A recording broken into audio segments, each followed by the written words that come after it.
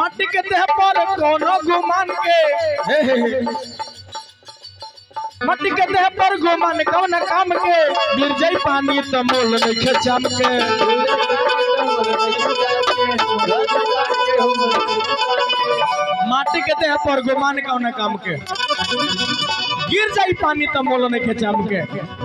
जब तक ले जवानी बनल बा सब लोग अपन बा ऐसे मट्टी के देह पर गुमान कौन काम के गिर जाई पानी त मोल नइखे चम के।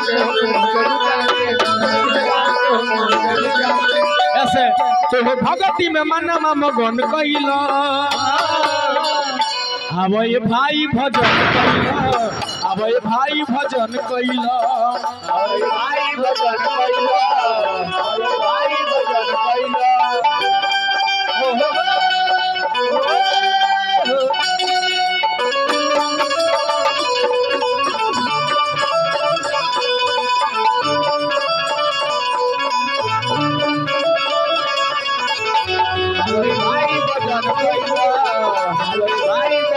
आगे कभी कहता नहीं माई के गर्भ में कइला तू आदा ए जना के काहे बदलल इरादा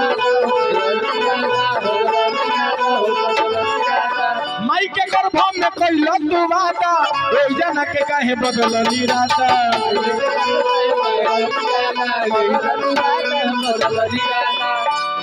आज निराला संग भक्ति दाना दन कइला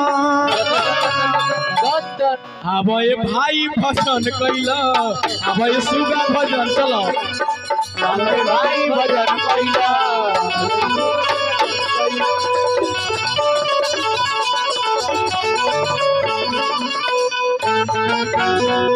प्रेम से बोल दी साचे दरबार की आई कहानी के ओर।